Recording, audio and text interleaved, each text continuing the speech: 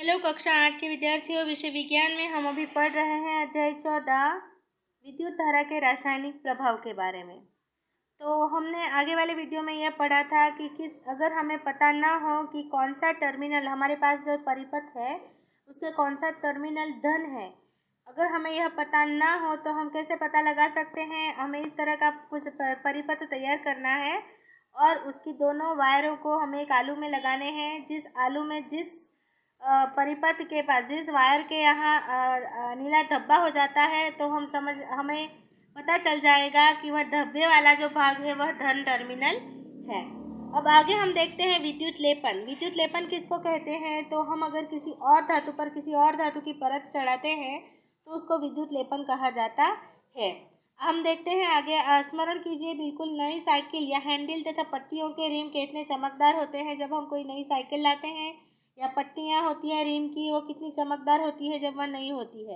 तथापि यदि दुर्घटनावश इनमें खरोंच पड़ जाए तो चमकदार परत उतर जाती है ना। और उसके नीचे के सतह इतनी चमकदार नहीं होती जो हमें दिखाई पड़ती है। आपने कुछ महिलाओं को ऐसे आभूषण पहने हुए भी देखा होगा जो देखने में सोने के से प्रतीत होते हैं लेकिन वह सोने के होते नहीं हैं। ठीक है ना। तो कैसे होते हैं? वह जो होते हैं वो चांदी या तांबे पर सोने की परत चढ़ी होती हुई है। जैसे ही वो ज़्यादा इस्तेमाल में उपयोग करती हैं तो उसके नीचे की चांदी या किसी अन्य धातु की सतह जो होती है वो दिखाई देने लगती है। इन दोनों ही परिस्थितियों में एक धातु के ऊपर दूसरी धातु की परत चढ़ी हुई होती है। क्या आप जानते हैं कि एक धातु की सतह के ऊपर दूसरी धातु की परत किस प्रकार निक्षेपित कर दी जाती है? आइए इसे हम स्वयं करके देखें। जैसे तांबे या चांदी पर सोने की परत हम किस प्रकार चढ़ा सकते हैं। ठीक है। इस क्रियाकलाप के लिए हमें कॉपर सल्फेट तथा लगभग 10/4 सेंटीमीटर साइज की तांबे की 2 प्लेट चाहिए। किसी स्वच्छ तथा सूखे बीकर में 250 ml आशुद्ध जल लेना है हमें। ठीक है, हमें शुद्ध जल लेना है। इनमें चाय की 2 चम्मच भरकर कॉपर सल्फेट घोलना है। अधिक चालक बनाने के लिए कॉपर सल्फेट में हमें तनु हाइड्रोलिक एसिड अल्म की कुछ बूंदें डालनी है। तांबे को प्लेटों को रेगमाल से साफ कीजिए। सबसे पहले हमें क्या करना है, तांबे की जो प्लेट हम लेते हैं उन्हें रेगमाल से साफ करना है, फिर उसे पानी से धोना है और स्वच्छ करना है और फिर उसको सूखे कपड़े से पोंछ लेना है। अब तांबे की जो प्लेटों को एक बैटरी के टर्मिनलों से संयोजित करना है। हम जो विद्युत परिपथ बनाते हैं ना उनमें बैटरी से संयोजित करना है और उन्हें कॉपर सल्फेट की विलयन में डुबोना है। इस आकृति में दिया है उसी प्रकार। इस तरह से हमें एक परिपथ तैयार करना है और हमें अलग अलग टर्मिनल के साथ हमें तांबे की 2 प्लेटें लगानी है। हमें कॉपर सल्फेट वाला अशुद्ध जल चाहिए मिलाया हुआ, और हमें इस तरह से विद्युत परिपथ उसमें चलाना है। परिपथ में लगभग 15 मिनट तक विद्युत धारा प्रवाहित करनी है। अब विलयन में से इलेक्ट्रोडों को हटाइए। हम इलेक्ट्रोड किसके कहेंगे? हम इन दोनों को इलेक्ट्रोड कहेंगे। ठीक है। अब इलेक्ट्रोड को हटाइए और उन्हें ध्यानपूर्वक देखिए। क्या उनमें से किसी एक के कुछ अंतर पाते हैं? तो हम देखेंगे कि इस पर दोनों पर सही वही है। इस परत को इस परत का रंग कैसा है? बैटरी के उस टर्मिनल को नोट कीजिए जिससे ये इलेक्ट्रोड संयोजित है। तो आप पाएंगे कि यह इस तरह का जो एक ऋण टर्मिनल वाला जो भाग है वो कुछ चमकदार दिखाई पड़ेगा। ठीक है ना। या फिर धन, तो उनका रंग नोट कीजिए। इलेक्ट्रोडों का रंग नोट कीजिए।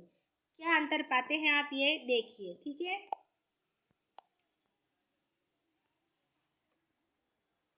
जब कॉपर सल्फेट विलयन में विद्युत धारा प्रवाहित की जाती है, जब हम वो विलयन जो है भूरे कलर का उसमें से हम विद्युत धारा को प्रवाहित करते हैं तो कॉपर सल्फेट में से कॉपर और सल्फेट जो होता है वो अलग हो जाता है। स्वतंत्र कॉपर बैटरी के ऋण टर्मिनल से संयोजित इलेक्ट्रोड की ओर आकर्षित होती है, और जो हमारा जो विलयन है जो कॉपर सल्फेट वाला हमने बनाया था उसमें से क्या होता है, कॉपर और सल्फेट जो है वो अलग हो जाता है और कॉपर जो है वह ऋण टर्मिनल वाला जो इलेक्ट्रोड है उसकी ओर आकर्षित होती है तथा उस पर निक्षेपित हो जाता है। पानी में से निकलकर, घोल में से निकलकर कहाँ निक्षेपित हो जाता है?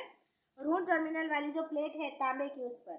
लेकिन विलयन से कॉपर के क्षय की आपूर्ति कैसे होती है? तो फिर ऐसा होगा कि सारा कॉपर जो है वो ऋण वाली प्लेट पे लग जाता है, तो फिर विलयन जो होता है उसमें सिर्फ कॉपर और सल्फेट ही रह जाएगा। लेकिन ऐसा नहीं होता। वहाँ पर भी कहीं से कॉपर आ जाता है, लेकिन कहाँ से? तो वो कहाँ से आता है? वो दूसरे इलेक्ट्रोड से, जो तांबे की ही प्लेट से बना हुआ होता है, उसमें से कॉपर निकलकर वापस से जो विलयन है उसमें घुल जाता है। मतलब यहाँ से चिपक कर वहाँ चिपक जाता है, वहाँ से निकल कर वहाँ चिपक जाता है, और यहाँ से घुल कर यहाँ पर घुल जाता है। मतलब दूसरी तांबे की प्लेट से जो है निकल कर वो का पानी में वापस विलयन में घुल जाता है। कौन? कॉपर। इस प्रकार विलयन से जो कॉपर कम हुआ, यह विलयन में पुनः स्थापित हो जाता है। ठीक है, और यह प्रक्रिया निरंतर चलती रहती है। इसका अर्थ हुआ कि इस विद्युत लेपन प्रक्रिया में एक इलेक्ट्रोड से कॉपर दूसरे इलेक्ट्रोड को स्थानांतरित होता है। बुझो को तांबे की केवल एक प्लेट ही मिली पाई, तो अब उसने बुझो ने क्या किया? पहले हमने 2 तांबे की प्लेटें लगाई थी, ठीक है। तो अब क्या हुआ उसको, वो हमने आगे देखा था ना अगले वाले पार्ट में, कि अचानक से खोज कर ली थी, उस वैज्ञानिक से हो गई थी। उसी प्रकार बुझो के पास एक ही तांबे की प्लेट थी, तो उसने क्या किया? दूसरी छड़ को लगाने के लिए उसने कार्बन की छड़ ले ली, ठीक है। जो हमने आगे बताया था कि कार्बन की छड़ कैसे निकालते हैं, विद्युत सेल को तोड़ दो और उसमें से बीच में से कार्बन की सेल निकाल दो। तो उसने दूसरी जगह पर क्या किया? कार्बन की छड़ को बैटरी के ऋण टर्मिनल से संयोजित करके किया। तो उसने क्या किया? एक तरफ पर उसने तांबे की परत लगाई धन टर्मिनल की ओर, और ऋण टर्मिनल के पास उसने लगा दी कार्बन की छड़, ठीक है। उसने कार्बन के छड़ पर तांबे की परत चढ़ाने में सफलता प्राप्त हो गई। तो क्या हुआ? दूसरी वाली जो धन टर्मिनल था, जहां पर तांबे की प्लेट लगी हुई थी, वहां से जैसे ही यहाँ से विद्युत प्रवाहित होता है, वहां से कॉपर जो होता है वो अलग हुआ, ठीक है। और वो कहाँ मिला? घोल में, विलयन में मिल गया, और विलयन से होकर ऋण टर्मिनल से ऋण टर्मिनल में चिपक गया। कहाँ पर? कार्बन की छड़ के ऊपर निक्षेपित हो गया। कौन? कॉपर, ठीक है ना। तो इस प्रकार उसे कार्बन की छड़ पर तांबे की परत चढ़ाने में सफलता प्राप्त हो गई। तो आपको भी समझ में आ गया कि किस प्रकार घोल चढ़ाया गया तांबे की परत का दूसरे छड़ पर, जहाँ पर वो कार्बन की छड़ लगाई रखी हुई थी। विद्युत धारा किसी पदार्थ पर किसी वांछित धातु की परत निक्षेपित करने की प्रक्रिया को विद्युत लेपन कहते हैं, ठीक है। विद्युत द्वारा, यहाँ पर मदद किसकी ली गई? विद्युत की। विद्युत द्वारा किसी पदार्थ पर किसी वांछित धातु की परत निक्षेपित करने की प्रक्रिया को विद्युत लेपन कहते हैं। वांछित, यहाँ पर वांछित था, यहाँ पर हमें जो दूसरी छड़ है उस पर तांबे की परत चढ़ानी है ना। यह विद्युत धारा के रासायनिक प्रभाव का एक सर्वाधिक सामान्य उपयोग है। विद्युत लेपन अत्यंत उपयोगी प्रक्रम है। विद्युत लेपन जो है वह क्या है? अत्यंत उपयोगी प्रक्रम है। उद्योगों में धातु की वस्तुओं पर किसी दूसरी धातु की पतली परत विलोपित करने के लिए इसका व्यापक रूप से उपयोग होता है। अगर आपको कहा जाए कहाँ पर, तो आपको पता है कि कहाँ पर, है ना। जो हम क्रोमियम चढ़ाते हैं ना सारी वस्तुओं पर, जो स्टील की दिखाई देती पड़ती है, हमारी स्कूटर या बाइक हो, विलोपित किए जाने वाली धातु की परत में कुछ ऐसे वांछित गुण होते हैं जो उस वस्तु की धातु में नहीं होते। जैसे लोहे में नहीं होते। लोहा जैसे ही पानी और हवा के संपर्क में आएगा, वह जंग लगाता है अपने आप पर, ठीक है ना। और कुछ दिन में वो एकदम से खराब हो जाता है और उसका नष्ट भी हो सकता है वह। लेकिन अगर उस पर क्रोमियम की परत चढ़ाई दी जाए, क्रोमियम की परत चढ़ा दी जाए, तो क्या होगा? तो वह जो होता है वह उसको रक्षण करता है, जंग नहीं लगने देता। क्यों? क्योंकि जो हमारा लोहा होता है, लोहे की बनी हुई जो वस्तुएं होती है, उसके और हवा के बीच, उसके और पानी के बीच कौन आ जाता है? क्रोमियम आ जाता है, क्योंकि हम लोहे पर क्रोमियम की परत चढ़ा देते हैं। उदाहरण के लिए अनेक वस्तुएं जैसे कार के कुछ भागों, स्नान गृह की टोंटी, गैस बर्नर, साइकिल का हैंडल, पहियों के रिम आदि पर क्रोमियम का लेपन किया जाता है। क्रोमियम जो होता है वह चमकदार दिखाई देता है। आपको पता है ना कि क्रोमियम कौन सा है? आज देख लीजिए अपने बाहर जाके साइकिल की रिम। क्रोमियम जो होता है वह चमकदार दिखाई देता है। यह संरक्षित नहीं, संक्षारित नहीं होता। यह खरोचों का प्रतिरोध भी करता है। वह खरोचों को क्या करता है? प्रतिरोध करता है।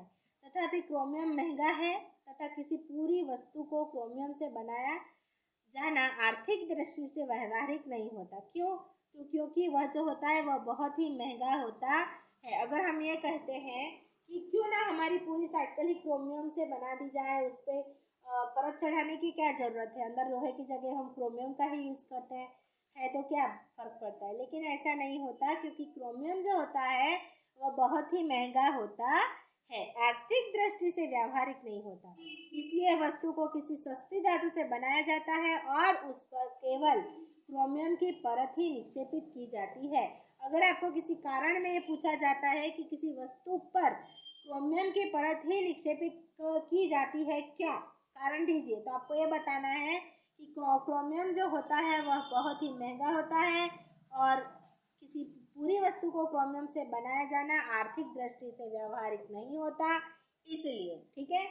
आभूषण बनाने वाले सस्ती धातुओं पर चांदी तथा सोने का विद्युत लेपन करते हैं। जो सोनी जो होते हैं वह सस्ती धातुओं पर, जैसे चांदी और सोने का सस्ती धातु जैसे तांबा ही ले लो, तांबे पर जो होता है क्या करते हैं, चांदी और सोने का विद्युत लेपन करते हैं। ये आभूषण देखने में चांदी या सोने से प्रतीत होते हैं, लेकिन वास्तव में अपेक्षाकृत बहुत सस्ते होते हैं। खाद्य पदार्थों के भंडारण के लिए उपयोग किए जाने वाले टीन के डिब्बों में लोहे के ऊपर टीन का विद्युत लेपन किया जाता है, गैल्वेनाइज इसको बोलते हैं। टीन लोहे से कम क्रियाशील होते हैं। टीन जो होते हैं वो लोहे से कम क्रियाशील होते हैं। इस प्रकार खाद्य पदार्थ लोहे के संपर्क में नहीं आते और खराब होने से बच जाते हैं। अब सोचो, अगर आपका टीन का नहीं, लोहे का डिब्बा सिर्फ लोहे से भरा हुआ है, ठीक है, और आपको पता है कि लोहा जो होता है वह पानी और हवा के संपर्क में आता है तो जंग छोड़ता है। अगर उसमें हमने गेहूं भर दिए, 1-2 साल तक हमें रखना है, क्योंकि हम उसका संग्रह करते हैं तो हमें रखना है, और अगर बारिश आने लगी और हवा में से उसको भेज लगने लगा, तो जो लोहा का डिब्बा होता है वह जंग छोड़ेगा, जंग लगने लगेगा उस पर, तो क्या होगा, जंग जो होता है वो गेहूं के साथ मिलने लगेगा। तो क्या ऐसी चीज़ें, ऐसी खराब हुई वस्तु जो हमारा अनाज है वो हम खाएंगे? नहीं खाएंगे ना। तो इसीलिए लोहे के डिब्बे पर जंग ना लगे उसके लिए उस पर क्या किया जाता है, टीन का विद्युत लेपन किया जाता है, ठीक है, जिसको हम गैल्वेनाइज बोलते हैं नॉर्मली भाषा में। पुलों तथा स्वचालित वाहनों को प्रबल बनाने के लिए, पुलों जो हमारे बड़े बड़े पुल होते हैं उनको, और स्वचालित वाहनों को, जो हमारे वाहन है जैसे बाइक हो गई, हमारी साइकिल हो गई, कार हो गई, को प्रबल बनाने के लिए लोहे का उपयोग किया जाता है, ठीक है, क्योंकि दूसरी धातु, लोहे के मुकाबले जो दूसरी धातुएं होती है वह जो होता है, पुलों तथा स्वचालित वाहनों को प्रबल बनाने के लिए लोहे का उपयोग किया जाता है। क्यों? क्योंकि लोहे के मुकाबले दूसरी जो धातुएं होती है वो थोड़ी नरम होती है। लोहे में संक्षारित होने तथा जंग लगने की प्रकृति होती है। लोहा जो होता है उसमें जंग लगने की प्रवृत्ति होती है। जैसे ही वो हवा और पानी लगेगा वो जंग लगाने लगती है, मतलब लगने लगती है, उस पर उठने लगती है। अतः इसे संक्षारण तथा जंग लगने से बचाने के लिए लोहे पर जिंक की परत निक्षेपित कर दी जाती है। विद्युत लेपन कारखानों में उपयोग किए जा चुके विलयनों का निपटारा किया जाना भी एक मुख्य समस्या है। तो विद्युत लेपन कारखानों में उपयोग किए जाने वाले जो विलयन होते हैं वो जहरीले होते हैं, तो उनका निपटारा किया जाना भी एक मुख्य समस्या है, ठीक है ना, क्योंकि हमने वो कॉपर सल्फेट का यूज़ किया। अब अगर हम उसको ऐसे ही नदियों में या नदी नाले में छोड़ देंगे तो अपने पानी को जहरीला बना सकती है, उसमें रहने वाले जंतु जो होते हैं उनको नुकसान पहुंचा सकती है। हमारे प्राणियों के पीने के पानी में अगर वो घुल जाता है तो वो मर सकते हैं, उन्हें प्रॉब्लम हो सकती है, वो हमारे खाने पीने में भी आ सकता है। तो यह एक प्रदूषणकारी अपशिष्ट है तथा पर्यावरण संरक्षण के लिए इस प्रकार के प्रदूषकों के निपटारे के लिए विशिष्ट दिशा निर्देश दिए गए हैं। फैक्ट्री धारक जो होते हैं वो ऐसे विलयनों को ऐसे ही नदी नालों में छोड़ नहीं सकते, उन पर विशेष क्रियाएं की जाती है और बाद में उनको छोड़ा जाता है। तो यहाँ पर हमारा अध्याय जो है वो खत्म होता है। यहाँ पर जो प्रमुख शब्द है वो आपको लिख लेने हैं और याद भी रखने हैं। और आपने क्या सीखा इस पाठ में वो भी आपके पास एक सारांश है, तो वो आप एक बार पढ़ लीजिएगा। तो यहाँ पर हमारा जो अध्याय है वो ख़त्म हो रहा है। तो हम आगे उसका स्वाध्याय पोथी या फिर स्वाध्याय देखेंगे, अभ्यास लिखेंगे। ठीक है। जय हिंद।